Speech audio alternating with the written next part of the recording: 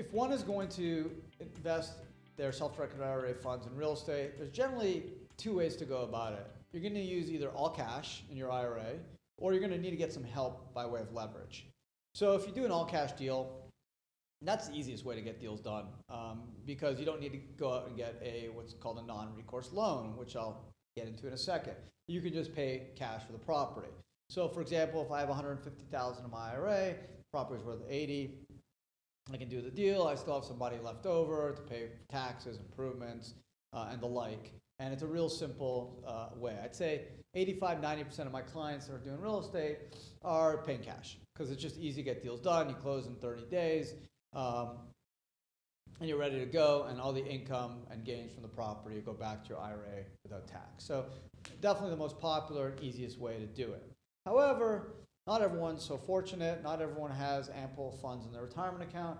Sometimes great opportunities present themselves, and unfortunately you just don't have enough money to complete the transaction. What do? So you have a couple options, okay? You're definitely going to need money from a third party, okay? So it could either be a bank, could be a special lender, hard money lender, or it could be a friend or family member who's going to help you out, or someone who wants to be a joint venture in your deal.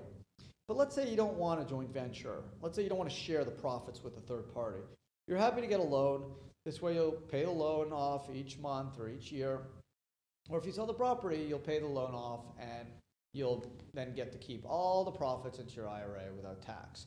So let's say for now you just don't want to do a joint venture deal with a friend or third party. You're looking to do this deal in your IRA where all the profits go back to your IRA without tax. But let's say you are short 50, 75, 100, 500. What do? So you have a couple options. The prohibited transaction rules under 4975 state that you cannot personally guarantee an obligation of your IRA. So that means, unfortunately, you can't just go get a traditional mortgage like you would go to if you walked into Wells Fargo or Chase. Why? 4975C says you can't guarantee a personal obligation of your IRA. So unfortunately, you can't personally sign for it. Okay, so that's why you can't get a traditional mortgage. So now we have to enter the world of non-recourse loans.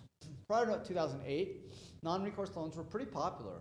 Banks were giving them out because values kept going up, and everyone was really into giving loans. They were able to repackage them, and there was a really big secondary market in refinance loans and collateralized loans, and it became a very big financial product. Fortunately, we know what happened in 2008, and 10 years later, non-recourse loans are still difficult to get. Generally, lenders want 35% down. Not every bank or local bank will do it. However, there are a select few non-recourse lenders that we work with that will do non-recourse loans in certain states for certain projects. You'd have to get their approval. You'll definitely pay a little bit more than you would on a traditional mortgage. And interest rates are creeping up, so it is something to consider. But that's not the biggest problem. The biggest issue is if you use leverage, you're going to generate a tax called unrelated business taxable income, or UBTI, or UBIT. And that's found under section 512, 513, 514 in the Internal Revenue Code. Pretty much why this was put into play is back in the 50s, Congress didn't want companies like McDonald's setting up charities and running their business through charities, never paying tax. They said, okay, if a tax exempt, like a charity, like the Red Cross, sets up a business, we're going to tax it as a business under the trust rates.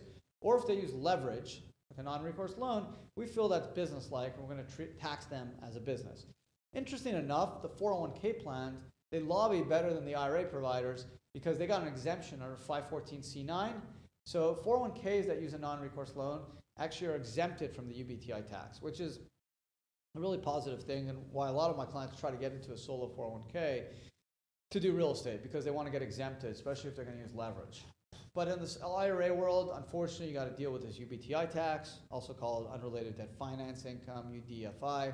And the way it works in simplified form is if you have 100 grand down and you're going to borrow 100 grand, 50-50 debt to equity. If you generate $20,000 in net profits after depreciation and deductions, 50% of that 20,000 or 10,000 will be subject to the UBTI tax, which in 2018 is maxed out at 37%, but it's a very low threshold. Once you're above 15,000 or so, you're at the 37% mark. So you hit it real quick. 37% is a big tax. The individual max tax rate, higher than the corporate tax rate.